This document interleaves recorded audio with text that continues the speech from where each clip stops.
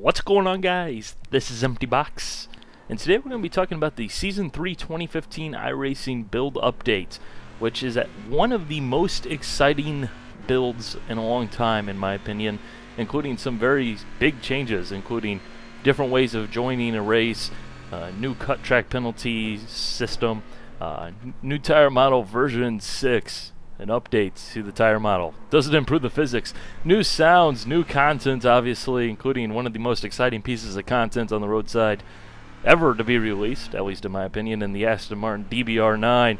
There's a lot of stuff going on here. Now, as usual, this is not a full review over the things that have changed. I've obviously omitted a lot of things because I don't necessarily need to talk about every last little detail. But, yeah, you can find the full changelog down in the description. But these are the big things, in my opinion. So let's start with what I consider the most exciting and important change within this update, and that is the new race joining system. They've made some tweaks. You can still register for a race 30 minutes before that race is scheduled to go off. However, when you do that, you now have the option to go into an open practice session while still being registered for the race.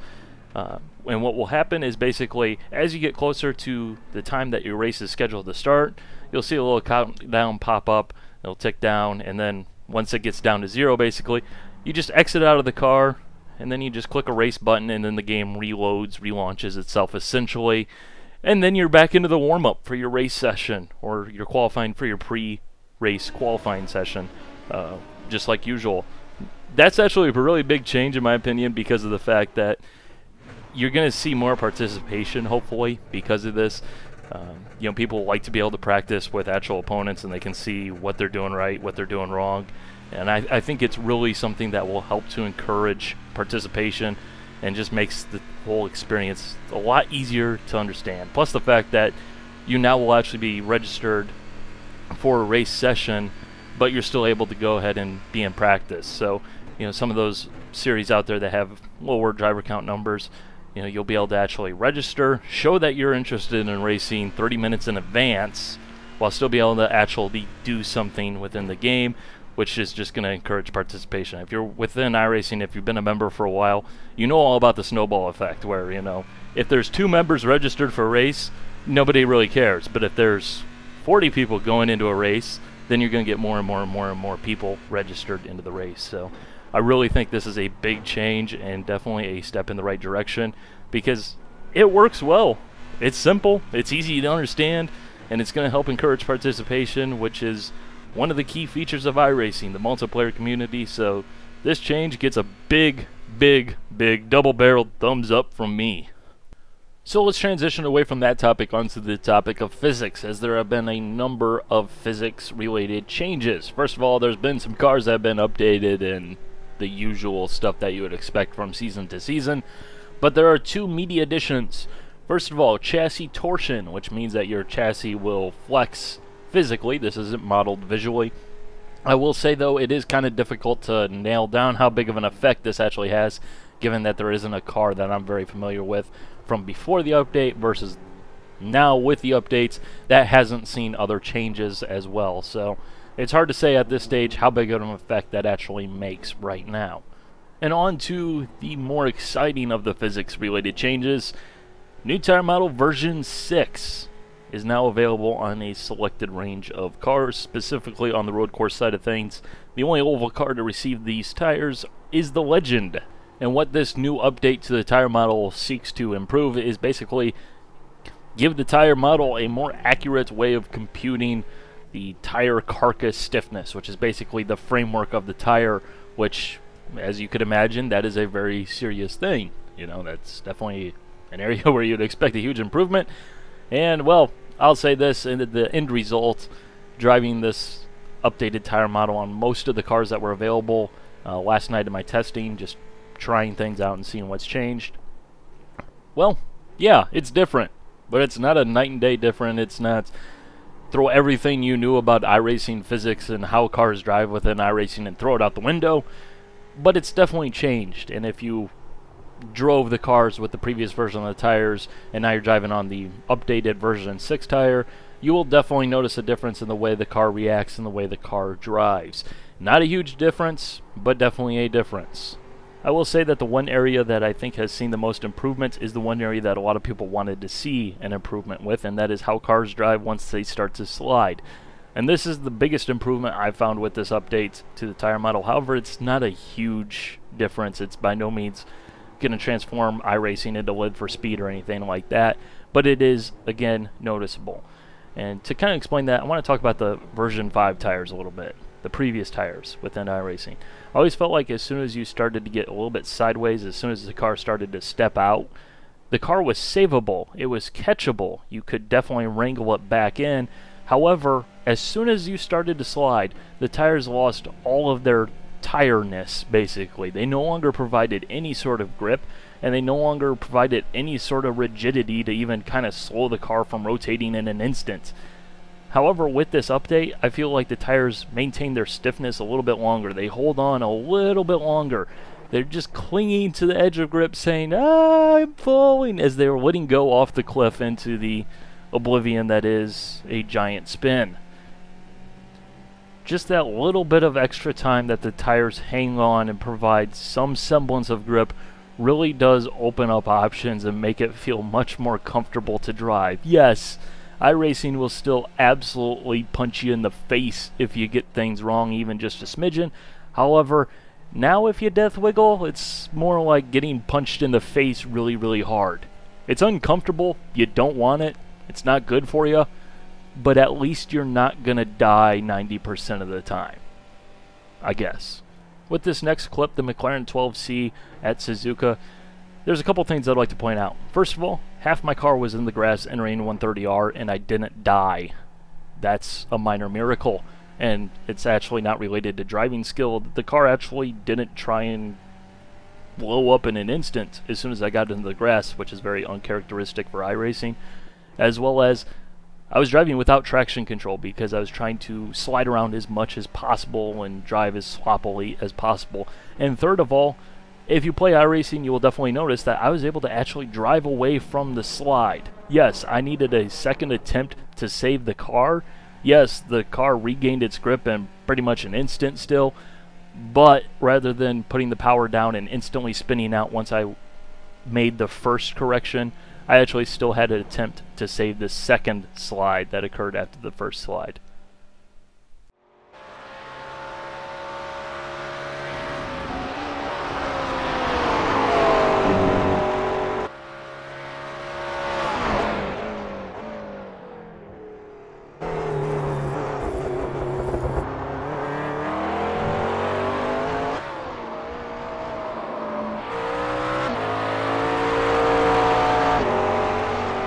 Away from the physics side of things though, there is a new cut track penalty system, which is the same as the old system, same penalties and all. However, now you actually get a timer that counts down to tell you how much time you need to give back to work off your penalty, as I will demonstrate here. That makes a big difference. Yes, the penalty system still sucks. Yes, it's still stupid how much time you have to give back for such a small little advantage, but at the same time, this does make a world of difference because at least now I know how much slower I need to go, rather than just hoping that it magically clears itself at some indeterminate time.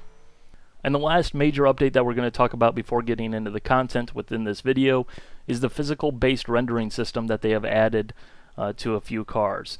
There is the Legends car, which has received a all-new 3D model as well as updated textures, which has received this update, as well as the Corvette C6R GT1, as well as the all-new Aston Martin DBR9.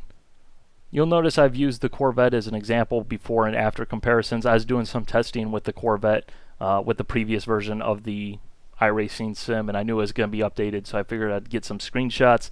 I apologize for not getting some of the Legends car to see how it looks, and obviously the Aston Martin is brand new, so we don't know how it looked beforehand. But it should be pretty clear looking at the before and afters what this system actually does and what it actually ends up looking like. And basically this physical based rendering system is using the material properties to create the way that the material reacts to light, more or less. For example, a steel roll bar should now look like a steel roll bar rather than a painted piece of plastic, which is what it looked like beforehand. Whereas a painted piece of plastic should look like a painted piece of plastic. Yeah, it sounds pretty crazy, but that's not necessarily what happened. And the difference in the reflective properties and how they react to light is much better simulated here, and it definitely makes a big impact. You know, the Corvette interior definitely looks about 10,000 billion% better than what it did beforehand.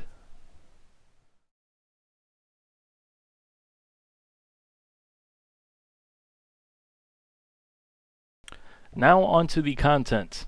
We have one new track with this update. That is Five Flags Speedway, a short half-mile medium banked oval located in Pensacola, Florida, home to the annual Snowball Derby Super Late Model race. Of course, as usual, it's done with iRacing's laser scan quality and supreme texture work.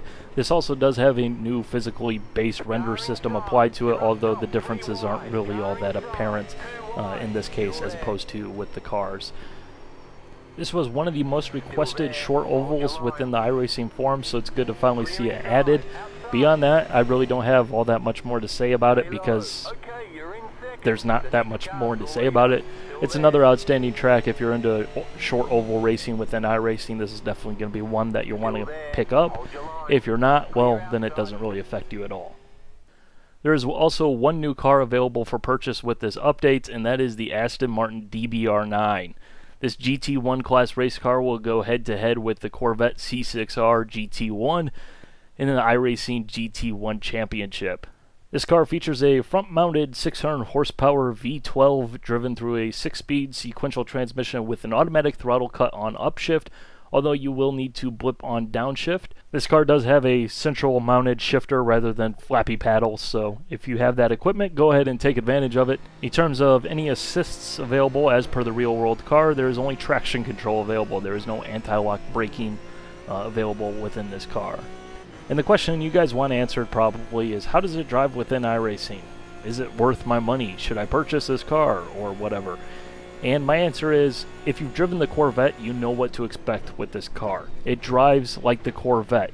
It's different from the Corvette. There's detectable differences. For example, I feel like this car goes into the corner a little bit better, whereas the Corvette's a little bit more explosive coming out of the corner. It has a little bit better initial acceleration away from the corner. You know, there's definitely differences to the cars, but if you don't like the Corvette, chances are you probably aren't going to like this car for the same exact reasons, whereas if you like this car, you're probably going to like the Corvette for the exact same reasons. For example, the force feedback in both cars is very, very, very, very smooth. You're not going to feel a lot of bumps and jumps and yumps and things that are trying to rip the wheel out of your hands. Some people want to have force feedback that's a little bit more violent. Some people want a little bit more of a smooth experience. If you're driving the DBR9 or the C6R, you're going to have to get used to a more smooth force feedback because that's the same in both cars. Another example of the same type of force feedback, if maybe you haven't driven the Corvette, is the HPD. It's not just tremendously exciting at all, it's just kind of there and you have to deal with it. In terms of other driving related things, I can't think of a single issue that I've experienced with this car in the limited time I've had with it, mind you. You know, this is just a day after the release, not months down the line when we've found out all the setup tweaks and everything we can find. But, you know, there's nothing with this car that I've experienced that is radically different than any other car within iRacing. I would say this car drives like you'd expect this car to drive like in iRacing. You know, there's nothing that's particularly like, oh wow, this car does something absolutely stupid that no other car in iRacing does. There's nothing like that. It performs like you'd more or less expect. You know, it's not as friendly as the GT3 cars, not as easy to drive as the GT3 cars, but it's not overly difficult. It's not something that, you know, is comparatively impossible. It still drives like a GT car within iRacing, only with 600 horsepower. Yeah. As you would expect, being the latest car available for iRacing, as well as using the physically based rendering system, those shaders, The car looks fantastic for iRacing standards. There's nothing to complain about compared to the other cars. It's definitely one of the best looking cars within the game. I must also mention, I really like the cockpit on this car. It just has that nice GT1 style vibe with that very simple digital display. The big button box in the center console with all the switches that if you got into the real car you would just be like, I want to flip all these switches. I just like it. It's just a comfortable cockpit, and it's actually a good little juxtaposition compared to the Corvette, which has, you know, a display on it that has so much information. You know, you have an analog oil pressure gauge, for crying out loud, and just it's just a different type of environment to work in, more or less, which is cool to see. Another difference between the Corvette and the DBR9. As for the sounds, well, I'm going to go ahead and shut up here in a moment and let you guys listen to them, as well as the other cars that have received audio updates within this build for iRacing, and they are quite significant. And I must say, I do actually like the new sounds for the Skip Barber, which sounds like it's absolutely being strangled for its life. And yeah, so hope you guys enjoyed. Bye.